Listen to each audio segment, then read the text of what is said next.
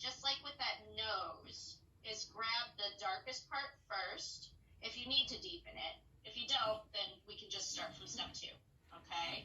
And what I'm going to do is grab some of my medium, right? Make it thin, but not runny, okay? So your brush hairs, I don't know why it's not focusing today. Hello? Can you see it from there? Okay. Your brush hairs should be fairly separated. That will be the right medium to paint mixture that you need. Is this a flavor? Yeah. There's a little Mojo. not like that. There we go. Okay. So it's very important you go with the direction that you see the hair in. So for instance, if I look above Ozzie's eye there, his hair doesn't go like that, right? It's actually going to go like this, where it kind of comes up and goes around just like that, right? All right, so if you already have the dark down, which I think you do, then what we'll want to do on top, I think my canvas or my board has too much oil paint on it. It's kind of resisting it. That's actually a good lesson in fat over lean, but we can talk about that later. All right, so there we go. And then what we're going to do is we're going to grab the medium. So basically whatever tone you need for the medium-most tone, okay? And sometimes if your brush gets too loaded, it ends up getting like a solid look to it, like a filbert look. So I just go like this, right? It's a little messy, but just go like that, all right? And then it'll separate those hairs back out. And then we kind of want to go across in a slightly different pattern, right? So oftentimes hair, they don't all grow the same direction, right? Some of the follicles will grow with other follicles, some of them won't. Okay, so that's why I'm kind of doing that. It makes it look a little bit more natural, so not all the hairs are going the same direction.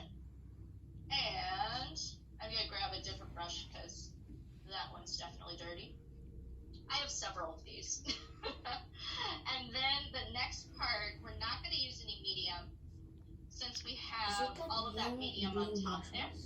And I'm just grabbing the lightest paint, making sure my bristles are pushed out like that, okay? And then we can come in here and put in any highlights. So notice the lighter I get, the shorter my strokes get, right? You could also go this way if you like. Okay, it's very important that you don't go too light or too long with your light strokes, because then it won't really give you that hair-like feeling. And then the last part that we can do, we can take just a regular brush here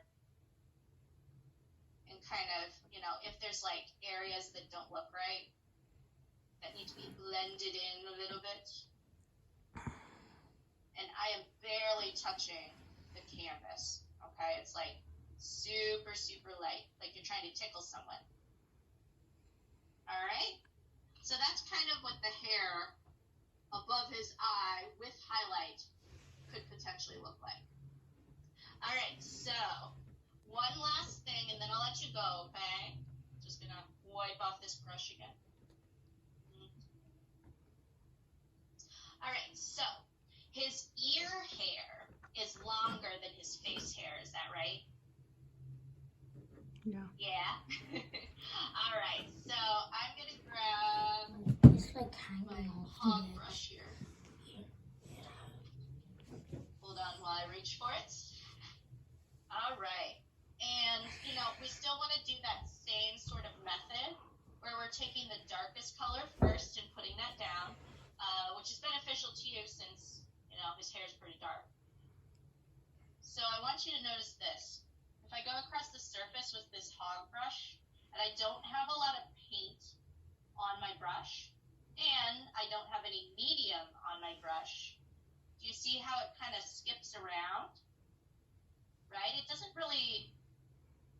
Here's what would happen if I put medium on my brush. Right? It doesn't do it as much. I mean, it sort of does, but not really, right? That looks a little more like hair than that does. All right? So we would do that. And then, I know that he has a couple little areas in there where it has some like lightish grayish color to it. So we would do the same thing. So I want you to see the angle of my brush to the canvas. Do you see how it's perpendicular there? So don't try and hold it like this, because then it'll just make a flat stroke, okay? Try and hold it like you're trying to stand it on its bristles, right? And that'll give you more control over how light you can go. And then the last part, I like to use another one of those raking brushes, right? I'm not sure if you'll have a light patch like this, but just in case. Then I like to use the raking brush for the highlights. Can't see Tella, can you show me the raking brush? her hand is. Tella, can you show me the raking brush? There we go. Could you show me the raking brush? Oh yeah, it's just this one. I sent your mom an email with the images of what it Tell looks her like. she has it. A lot of different brands make it, but it's really essential to And the have for white like one. the hair. The hot bristle brushes are really good too. Ask her for the I like white to one. use those more for patches. Can you show me that are, that like, white brush longer you hair. used last? But could you show me the white brush? Oh, this little one? Yeah. Yeah, this one here, actually I cut. So you're not gonna find it in stores like this. But actually I think there is a brand that makes one that looks very similar to this. But it was a flat brush. I don't know why it doesn't like to. Hello? Okay. I don't know if you can see it from back here. Oh. But yeah, okay, good. So it's just a flat brush that I used a pair of scissors on, like really small craft scissors, and I just kind of cut it like that. You know, So you can do that too, but I'd recommend your mom do it for you so you don't cut your fingers, okay?